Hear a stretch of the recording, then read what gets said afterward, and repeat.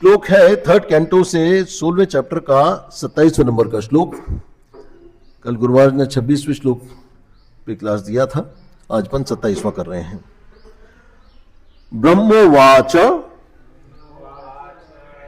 अथ ते मुनयो द्रष्टा नयनान आनंद भाजनम वैकुंठ तदस्थानाम विकुंठम च स्वयं प्रभम।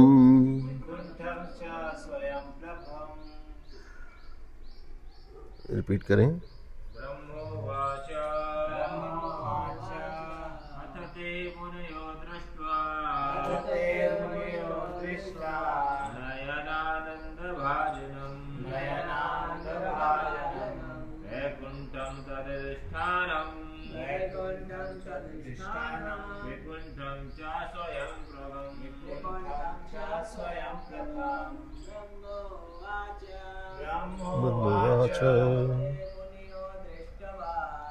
अथ ते मुनयो दृष्टा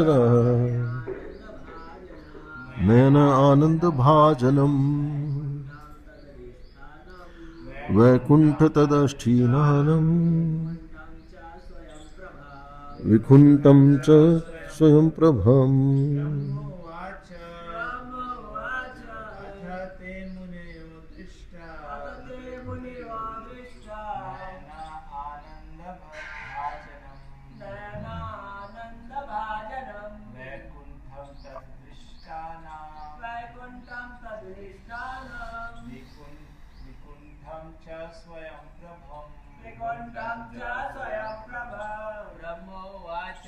ब्रह्मोवाच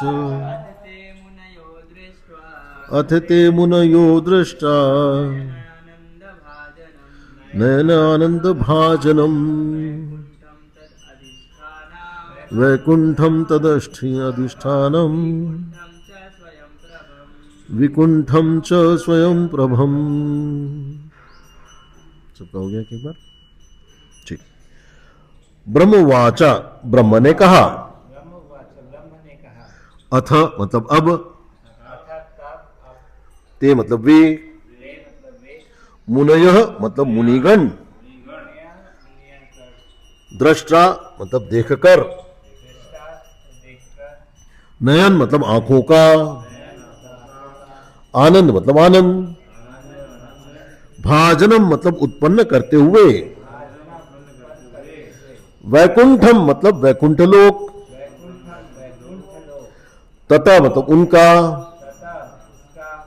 अधिष्ठानाम मतलब धाम, विकुंठम मतलब श्री भगवान, च मतलब तथा, स्वयं प्रभम मतलब आत्म ज्योति। ट्रांसलेशन प्रभुपाद की जय। ब्रह्मा ने कहा, वैकुंठ के स्वामी पूर्ण पुरुषोत्तम भगवान को स्वयं प्रकाशित वैकुंठ लोक में देखने के बाद मुनियों ने वह दिव्य धाम छोड़ दिया। साथ साथ बोले ट्रांसलेशन। ब्रह्म ने कहा, वैकुंठ के स्वामी पूर्ण पुरुषोत्तम भगवान को स्वयं प्रकाशित वैकुंठ लोक में देखने के बाद मुनियों ने वह दिव्य धाम छोड़ दिया। तात्पर्य जय श्री प्रभुपाद की जय। जैसा कि श्रीमद् भगवद गीता में कहा गया है कि इस श्लोक में पुष्टि की गई है, श्री भगवान का दिव्य धाम स्वयं प्रकाशमान है। श्रीमद् भगवद गीता में कहा गया है कि आध्यात्मिक जगत में सूर्य, चंद्रमा या बिजली की आवश्यकता नहीं पड़ती। यह कथन सूचित करता है कि वहां के सारे ग्रह स्वतः प्रकाशित, आत्मनिर्भर तथा स्वतंत्र हैं। वहां पर प्रत्येक वस्तु पूर्ण होती है। भगवान श्री कृष्ण कहते हैं कि जो एक बार वैकुंठ लोक में चला जाता है वह कभी वापस नहीं लौटता। वैकुंठ लोक के निवासी भौतिक जगत में कभी वापस नहीं आते, किंतु जय तथा विजय की घटना भिन्न प्रकार की थी। वे कुछ काल के लिए भौतिक जगत में आए और तब वैकुंठ लोक में लौट गए। तो ये था श्लोक 27 और थोड़े छोटे छोटे से श्लोक हैं। अगर 28 और 29 श्लोक में बहुत शॉर्ट वो है, अगर करना चाहते हैं आज की कल पे छोड़ दें, कर सकते हैं, ठीक है। भगवंतम परिक्रमय पणिपत्य पत्यनु मान्य च प्रति जग्नु प्रमुदिता संसतो वैष्णवी श्रियम।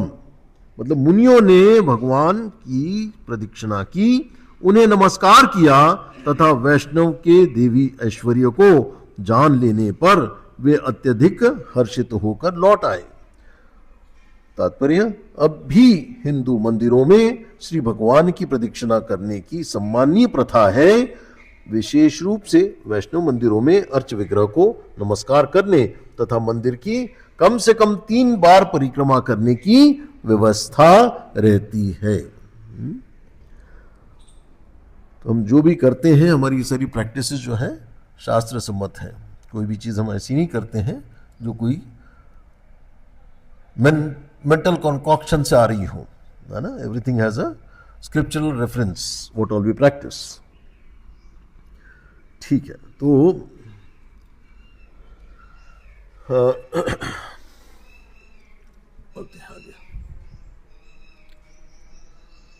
ओम अज्ञान तिमिरन्धस्य ज्ञानांजना शलाक्या चक्षुरुन्मीलितं येन तस्मै श्री गुरुवै नमः।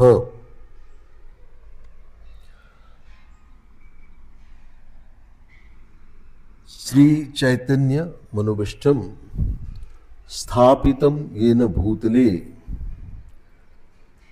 स्वयं रूपः कदा मह्यं ददाति स्वपदान्तिकम्। वंदे अहम श्री गुरुन् श्रीयुतपदकमलं श्री गुरुन् वैष्णवाश्यं श्री रूपं साग्रजातं सगन ललिता श्री विशाखा विंताक्ष च सावधूतं परिजन सहितं कृष्ण चैतन्य देवं श्री राधा कृष्ण पादान सगन ललिता श्री विशाखा विंताक्ष च। हरे कृष्ण। हे कृष्ण करुणा सिंधु दीन बंधु जगतपते गोपेश गोपिका कांता राधा कांता नमोस्तुते। तप्त कांचन गौरांगी राधे वृंदावनेश्वरी वृष भानु सुते देवी प्रणमामि हरिप्रिये। वांछा कल्पतरुभ्यश्च कृपा सिंधुभ्येव च पतिता नाम पावनेभ्यो वैष्णवेभ्यो नमो नमः। मुकुम करोति वाचालम पंगुम लंघयति गिरिम यत् कृपातम हम वंदे परमानंदम माधवम। जो व्यक्ति मूक है, गूंगा है, उसे भी भगवान की कृपा से वाचाल मतलब सुवक्ता बनाया जा सकता है। ये हमारी प्रार्थना है। जो व्यक्ति पंगु है मतलब लंगड़ा है, अपाहिज है, वह भी भगवान की कृपा से पर्वत लांघ सकता है। अर्थात गुरु गौरंगा की कृपा से असंभव भी संभव हो जाता है। मेरे परम आराध्य श्री श्री राधा गोविंद जी, जगन्नाथ बलदेव सुभद्रा जगन्नाथ जी और गौर निताई एवं समस्त वैष्णवों के चरण कमलों का आश्रय लेते हुए आज की श्लोक पर अपन चर्चा करने का प्रयास करते हैं। और विशेष रूप से श्री प्रभुपाद के चरणों में मेरा चरण वंदन, श्री गुरुदेव के चरणों में मेरा चरण वंदन एवं समस्त वैष्णवों के चरणों का आश्रय लेते हुए आज के इस श्लोक, आज के इस विषय वैकुंठ भगवान का स्वयं प्रकाशित धाम, जहां से फिर लौटना नहीं पड़ता। ये इसका टाइटल या इसका शीर्षक बनता है आज के पूरे चर्चा का। इसकी थोड़ी सी भूमिका, इसका थोड़ा सा बैकग्राउंड अगर अपन समझे तो आज का जो श्लोक है बहुत छोटा अवश्य है, लेकिन उसका दार्शनिक और आध्यात्मिक महत्व अत्यंत विशाल है। यह केवल कथा के प्रवाह का एक साधारण श्लोक नहीं। यह श्लोक हमें 3 अत्यंत महत्वपूर्ण सत्यों तक ले जाता है।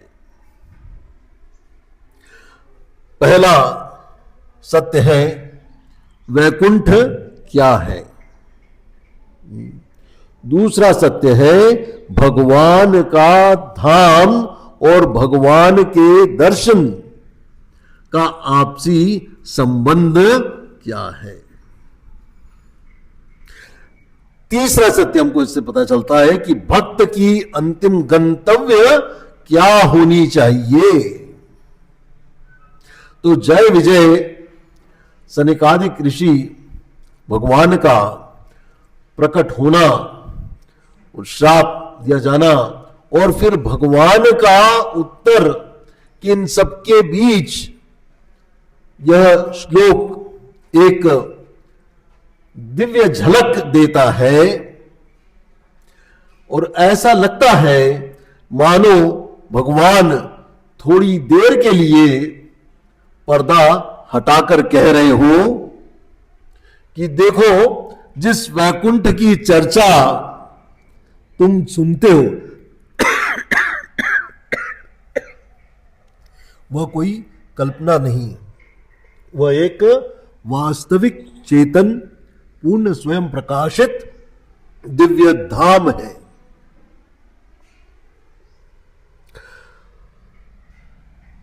तो श्लोक में कौन कह रहा है?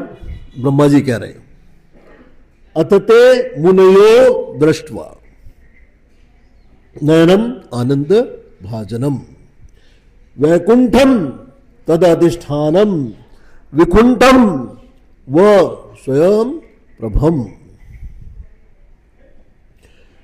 तो ब्रह्मा जी ने कहा,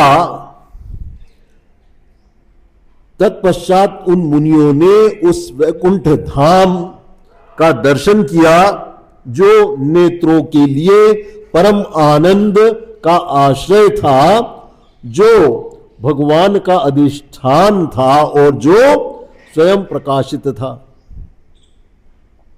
तो श्लोक की रचना पर अगर अपन गंभीरता से ध्यान दें तो इस श्लोक में 4 अत्यंत गहरे पद हैं।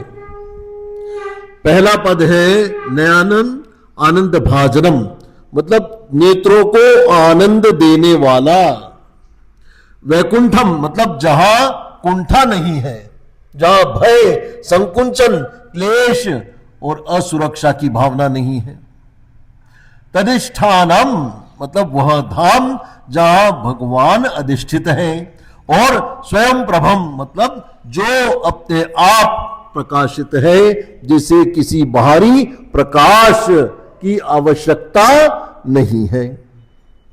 तो भगवान यहां हमें यह समझा रहा है कि आध्यात्मिक सत्य केवल निराकार प्रकाश नहीं है, वह सुंदर है, वह चेतन है, भगवान केंद्रित है और आनंदमय है और स्वयं प्रकाशित है।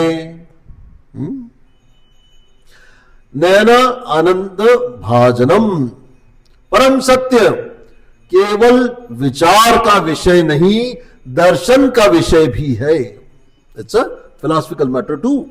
यहां भगवान कहते हैं कि मुनियों ने उस की ओर देखा और वह नेत्रों को आनंद का पात्र था।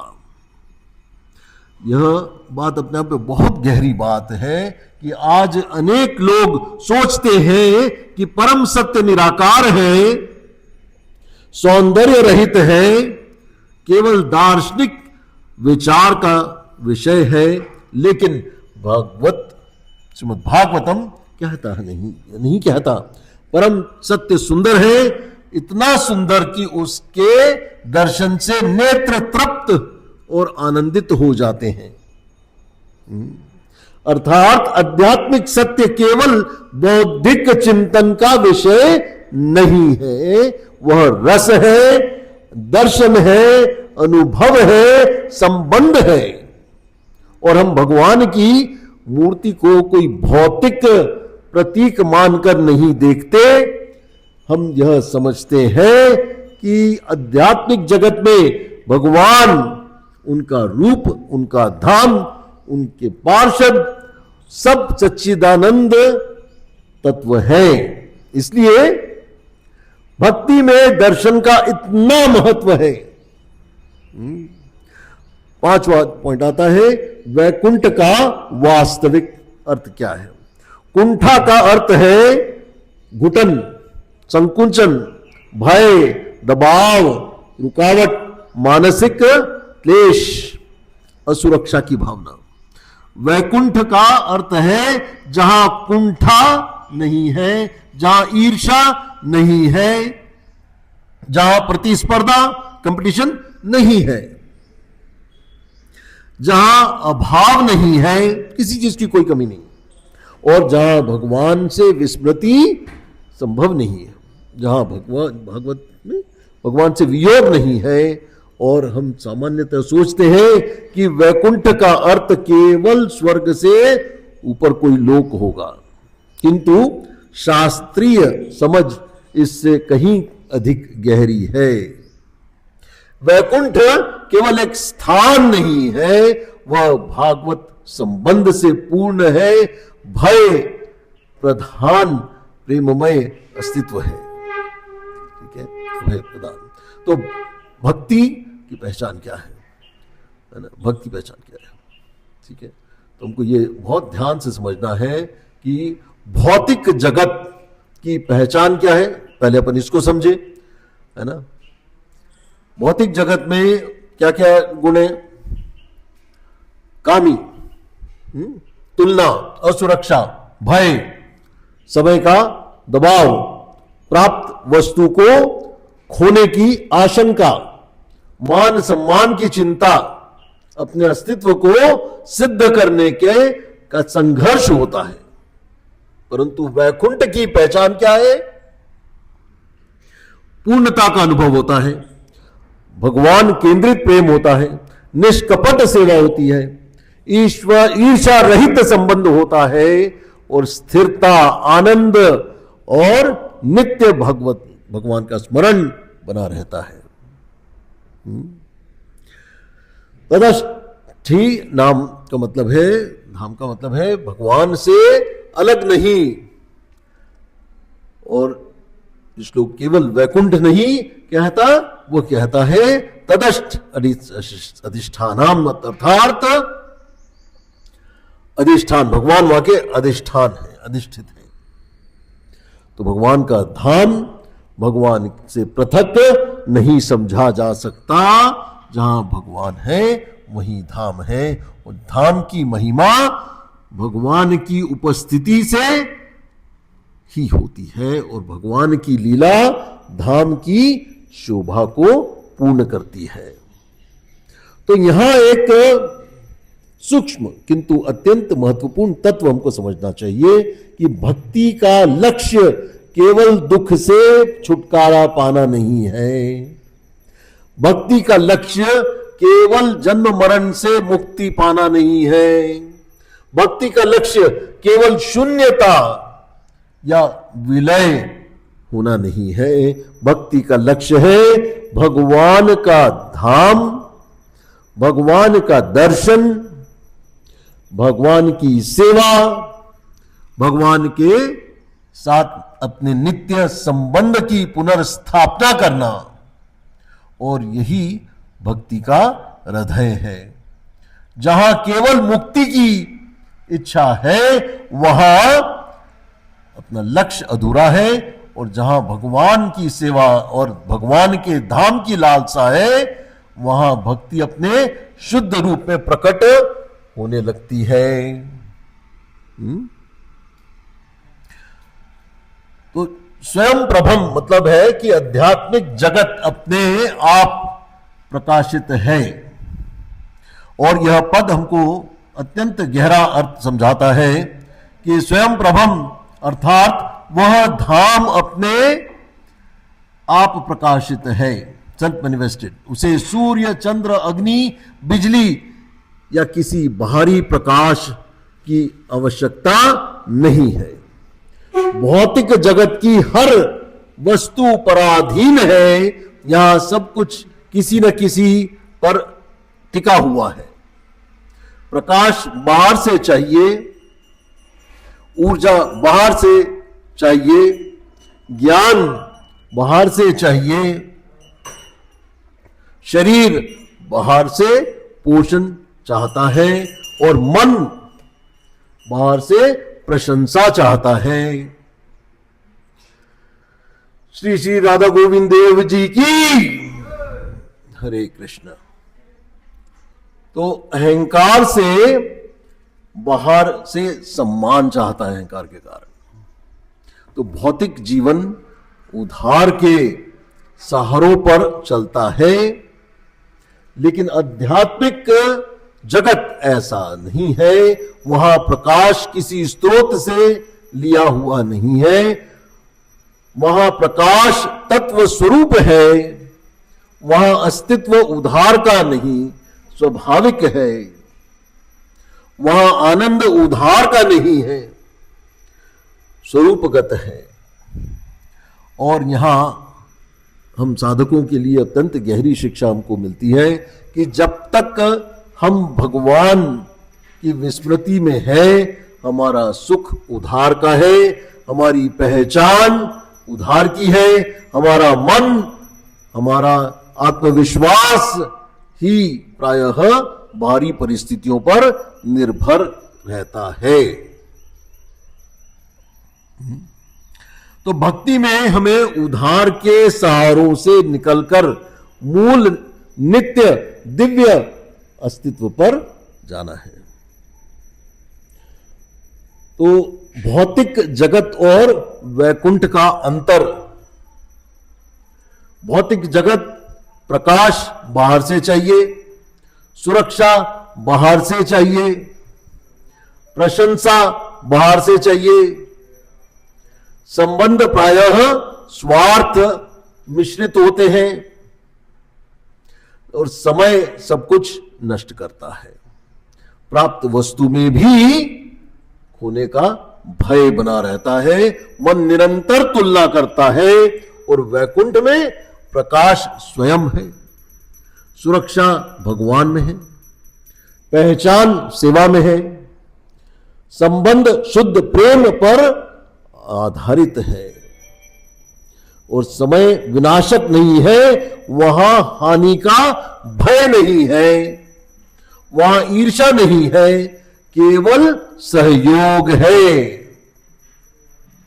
यही कारण है कि भक्ति केवल सदाचार का कार्यक्रम नहीं है। भक्ति चेतना को संसार केंद्रित, भगवान केंद्रित बनाती है। ठीक है।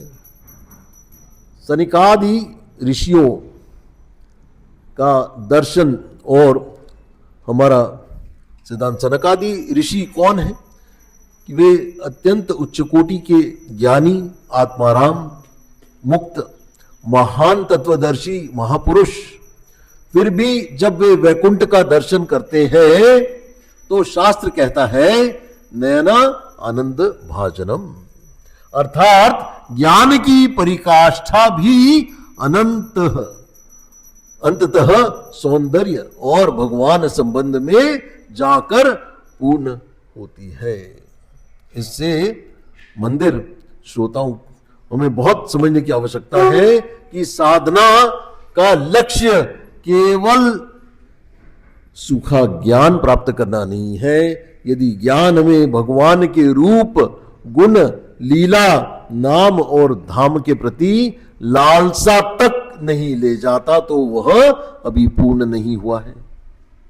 परिपक्व ज्ञान का फल है दर्शन की प्यास, परिपक्व भक्ति का फल है सेवा की प्यास, परिपक्व हृदय का फल है भगवान के धाम की लालसा। तो भगवत गीता से इस श्लोक का बहुत गहरा संबंध है। भगवान भगवत गीता में कहते हैं, न तद्व शयते सूर्यो न शक न पावकः यदत्व न निर्वंतन्ते तदात्म धाम परम मन। अर्थात मेरा वह परम धाम सूर्य चंद्रमा अग्नि व बिजली से प्रकाशित नहीं होता और उसे प्राप्त करके जीव फिर लौटता नहीं है, लौटकर फिर नहीं आता। तो इसमें स्वयं प्रभम भाव की पुष्टि करता है। और यहां दो बातें समझनी हमको चाहिए मुख्य रूप से। पहली बात है कि भगवान का धाम कोई कल्पना नहीं है, वास्तविक तत्व है। दूसरी, वहां पहुंचना केवल संसार से भागना नहीं है, बल्कि अपने मूल प्रमेय अस्तित्व को पुनः प्राप्त करना है। वहां से फिर लौटना नहीं पड़ता। भौतिक जगत की हर उपलब्धि अस्थाई है। धन अस्थाई है, यश अस्थाई है, स्वास्थ्य अस्थाई है, यौवन अस्थाई है, पद प्रतिष्ठा सब अस्थाई है। संबंध भी इस जगत में परिवर्तनशील है। लेकिन भगवान का धाम का ऐसा नहीं है। उसे प्राप्त करने के बाद पुनः पतन नहीं होता, पुनर्जन्म नहीं होता, असुरक्षा नहीं रहती, वियोग नहीं अनुभव होता। इसलिए भक्ति का लक्ष्य सबसे ऊंचा और सबसे सुरक्षित लक्ष्य है। भगवान दंडनात्मक नहीं है, यह भी पॉइंट हमको यहां समझना चाहिए। पुनर्स्थापन करने वाले हैं। हम इस श्लोक से एक बहुत गहरा संबंध आता है। पूर्ववर्ती श्लोकों में भगवान ने कहा कि जय विजय का यह तथाकथित पतन भी उन्हीं की योजना में है और वे शीघ्र ही वापस उनके धाम लौट कर आएंगे। फिर यह श्लोक वैकुंठ की झलक देता है। इस क्रम का भाव समझिए कि भगवान केवल दंड देने वाले नहीं हैं, वे अपने पार्षदों को सदा के लिए खोने नहीं देते। वे उन्हें पुनः स्थापित करते हैं, वे उन्हें वापस अपने पास बुलाते हैं।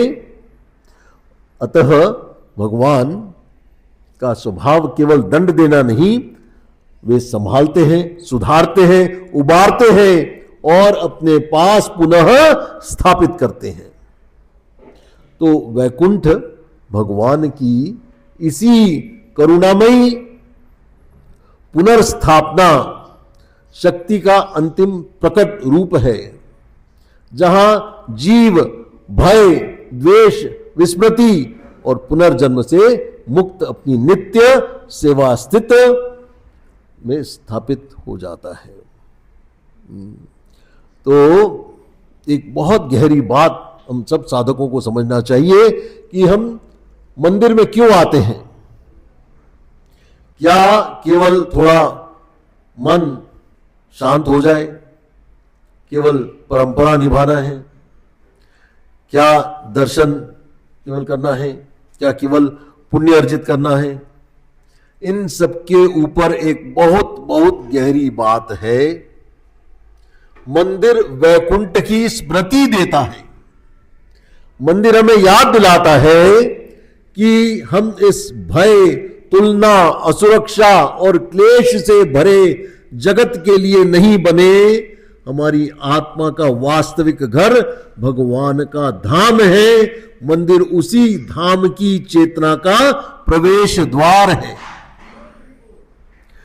और जब हम आरती में खड़े होते हैं, जब हम हरि नाम सुनते हैं, जब हम भगवान के दर्शन करते हैं, हम सब शास्त्र सुनते हैं, तब धीरे धीरे हमारे भीतर वैकुंठ स्मृति जागती है। मंदिर केवल एक भवन नहीं है, वह आध्यात्मिक ग्रह प्रत्यावर्तन की दिशा दिखाने वाला स्थान है। तो एक दर्शन का महत्व हमें इस श्लोक के माध्यम से समझना चाहिए कि दर्शन भक्ति में इतना महत्वपूर्ण क्यों है। क्योंकि भगवान सुंदर है, क्योंकि आत्मा को शुद्ध सौंदर्य चाहिए, क्योंकि संसार का सौंदर्य मिश्रित, अस्थाई और कई बार भटकाने वाला होता है। भगवान का रूप शुद्ध, दिव्य और चित्त को ऊपर उठाने वाला है।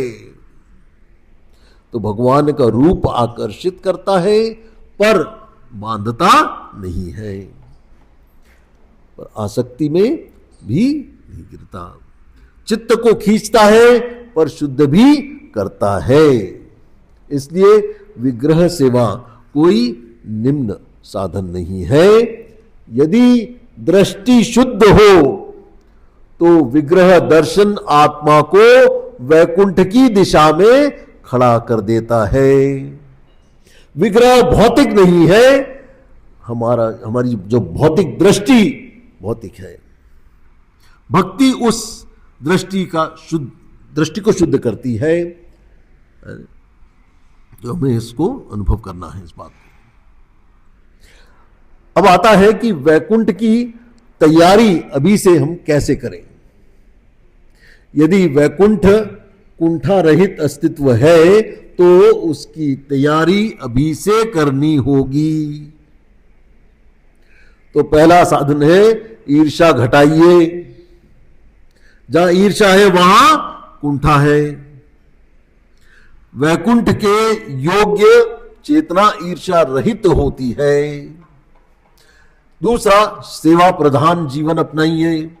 भौतिक जगत में लोग भोग प्रधान पहचान, वैकुंठ में पहचान सेवा होती है। आपकी केवल सेवा ही पहचान है। तो भगवान का स्मरण बढ़ाइए। तीसरा है भगवान का स्मरण। Always remember Krishna, never forget Krishna, है ना। तो ये बहुत महत्वपूर्ण साधन है, हरिनाम का आश्रय लेना, है ना। हरिनाम इस संसार में वैकुंठ का स्पर्श है। नाम ही आत्मा को अपने मूल धाम की ओर मोड़ता है। और पांचवा आता है साधु संग कीजिए। वैकुंठ चेतना साधु संग में पुष्ट होती है।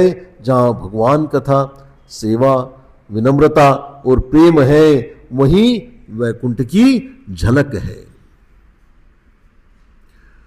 तो एक बहुत ही गहरा दार्शनिक निष्कर्ष पे हम चर्चा करेंगे अंत में कि भौतिकवादी दृष्टिकोण कहता है कि जड़ ही मूल है और बाद में ही चीज है।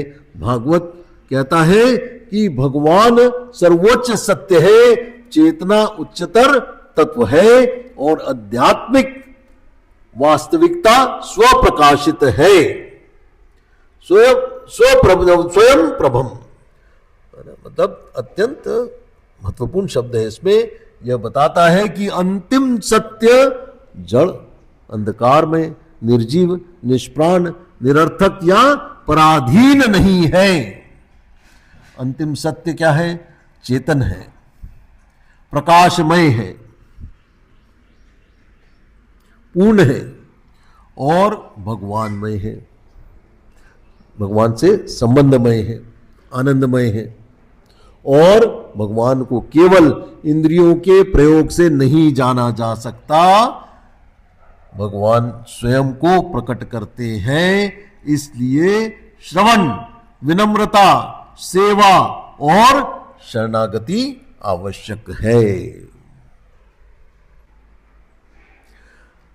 तो एक बहुत ही अंत में समझे इसको कि हर जीव भीतर से क्या खोज रहा है। एक ऐसा स्थान जहां उसे डर न हो, जहां उसे दिखावा न हो, जहां प्रेम खोने का भय न हो, जहां तुलना न हो, जहां अस्तित्व को सिद्ध न करना पड़े, और जहां प्रकाश बाहर से मांगना न पड़े। तो भगवान कहते हैं कि ऐसा स्थान है, वह केवल मन की कल्पना नहीं, वह तत्वतः सत्य है, वह है वैकुंठ। और भक्ति कहती है तुम उसी धाम के लिए बने हो। तुम्हारी बेचैनी इसीलिए है क्योंकि तुम अभी अपने वास्तविक घर में नहीं हो। तो निष्कर्ष क्या निकला, इस पूरी बात को अपन समराइज करते हैं कि 3:16-27 हमको क्या बता रहा है।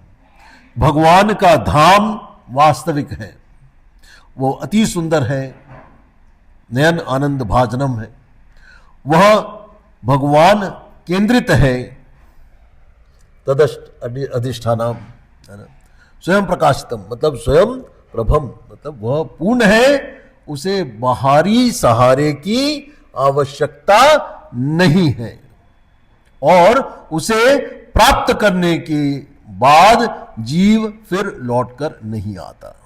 अतः भक्त का प्रश्न केवल यह नहीं होना चाहिए कि मैं इस संसार में थोड़ी और सुविधा कैसे पालूं। अंतिम प्रश्न यह होना चाहिए कि मैं अपने चित्त को वैकुंठ के योग्य कैसे बनाऊं। और भगवान और भागवत का उत्तर है इसमें, श्रवण करके, कीर्तन करके, स्मरण करके, सेवा करके, साधु संग करके, भगवान के रूप, नाम, गुण, लीला और धाम में रुचि बढ़ाने से, तब धीरे धीरे इस संसार की उधार की चमक फीकी लगेगी और स्वयं प्रकाशित धाम की लालसा प्रबल होगी। तो अंत में एक समापन वाक्य कहना चाहूंगा कि इसलिए भक्त के लिए वैकुंठ मृत्यु के बाद की कोई अस्पष्ट आशा नहीं है, वह एक निश्चित शास्त्र सिद्ध, भगवान केंद्रित और स्वयं प्रकाशित प्रेममय धाम है। तो मंदिर, हरिनाम, शास्त्र, साधु संग, ये सब हमें उसी दिशा में मोड़ने के लिए है, और हम इस अंधेरे जगत में प्रकाश खोजते हैं। और भागवत कहता है कि उधार के प्रकाश को छोड़ो, स्वयं प्रकाशित धाम की ओर बढ़ो।